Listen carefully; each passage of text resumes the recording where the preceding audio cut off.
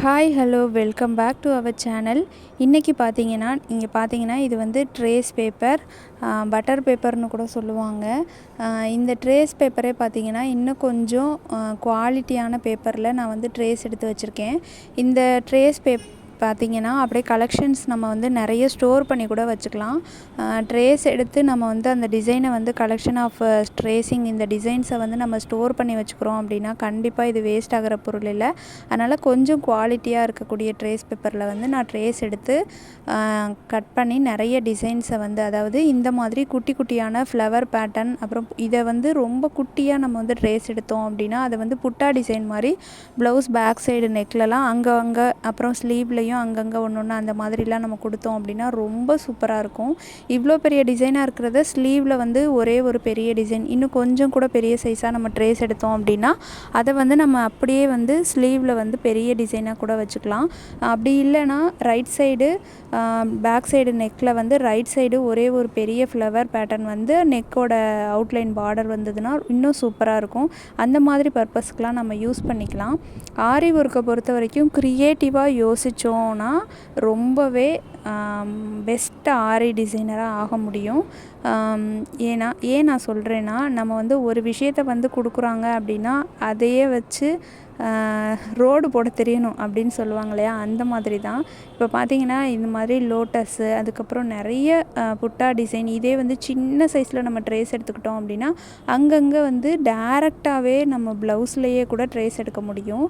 அதாவது நெக்ஸ்ட்டு வர வீடியோங்களில் நான் இன்னும் என்னென்ன மெத்தட் ஆஃப் ட்ரேசிங் இருக்கோ அது எல்லாத்தையுமே வந்து கண்டிப்பாக அப்லோட் பண்ணுறேன். ஏன்னு பார்த்தீங்கன்னா, இந்த மாதிரி ட்ரேஸ் எடுக்காமல் டைரெக்டாக நம்ம ஃப்ரேம்லையே, அதாவது ஃப்ரேமில் கிளாத் ஃபிக்ஸ் பண்ணியிருப்போம் இல்லையா, அந்த ஃப்ரேம்லையே பார்த்திங்கன்னா மொபைல்லேருந்து டைரெக்டாகவே நம்ம ட்ரேஸ் எடுக்க முடியும். அந்த மாதிரி எடுக்கிறதும் கூட நான் கண்டிப்பாக ஷேர் பண்ணுறேன்.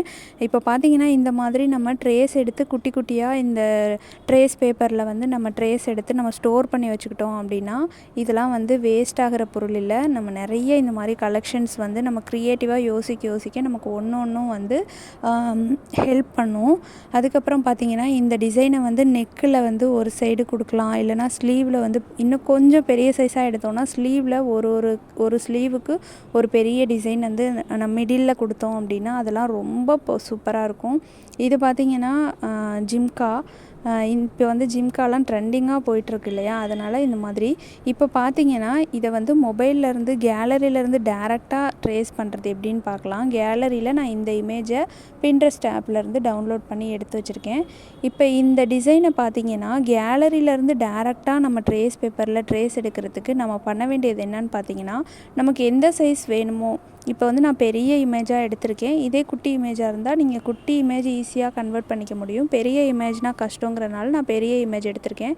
இப்போ பார்த்திங்கன்னா இதை வந்து நான் நல்லா ஜூம் பண்ணிக்கிட்டேன். எனக்கு இந்த அளவுக்கு பெரிய இந்த பீகாக் தேவை, அதனால் நல்லா பெருசாக ஜூம் பண்ணிக்கிட்டு ஒன்ஸ் நம்ம எந்த அளவுக்கு நம்ம இந்த பீகாக் தேவையோ அந்த அளவுக்கு நல்லா ஜூம் பண்ணினதுக்கப்புறம் ஸ்க்ரீன்ஷாட் எடுக்க போகிறேன். இப்போ பார்த்திங்கன்னா இந்த பர்டிகுலர் போர்ஷனை மட்டும் நான் ஸ்க்ரீன்ஷாட் எடுத்துட்டேன்.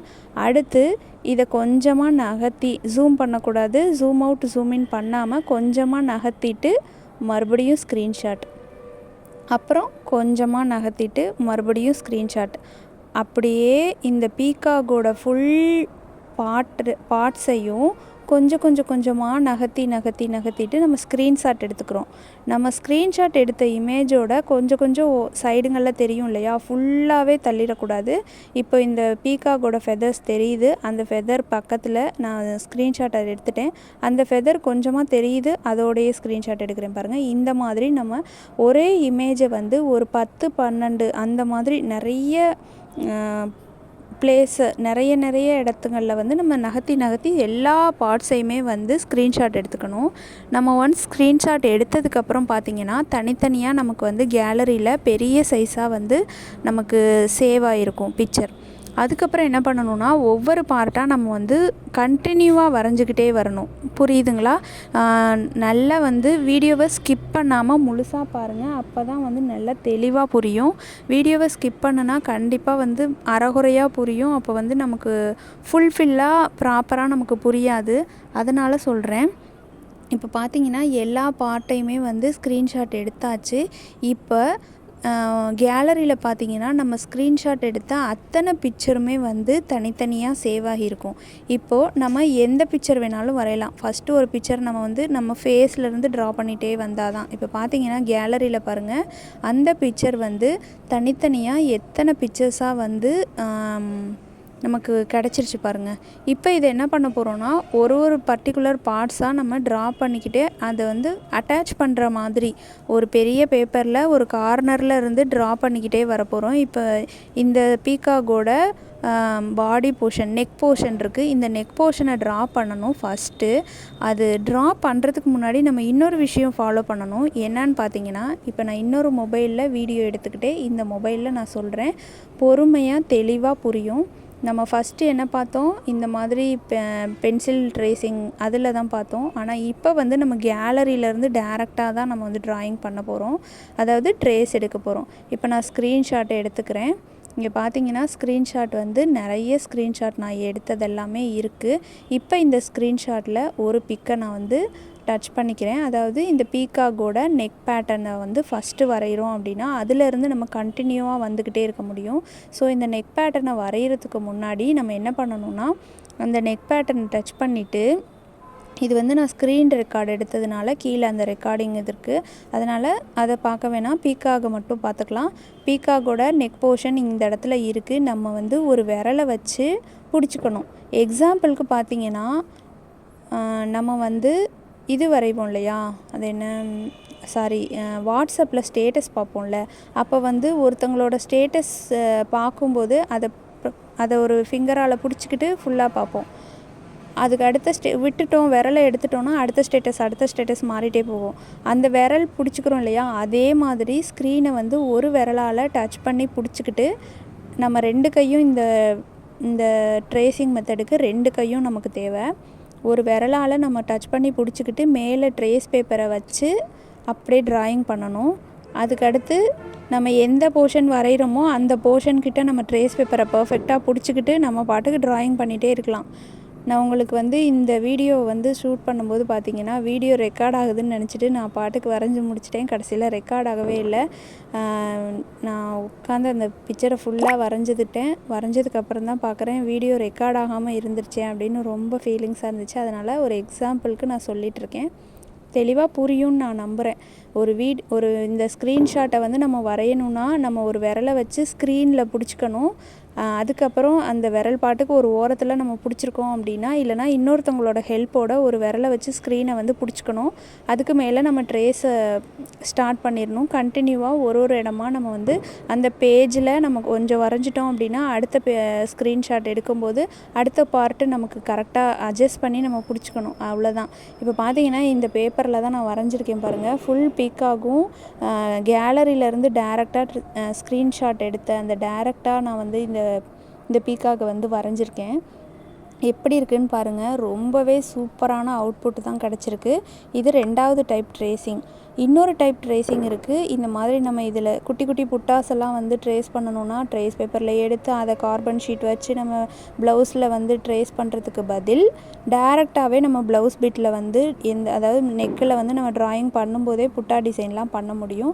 அந்த மெத்தட் எப்படி அப்படிங்கிறத வந்து நெக்ஸ்ட்டு வர வீடியோங்களில் கண்டிப்பாக நான் ஷேர் பண்ணுறேன்.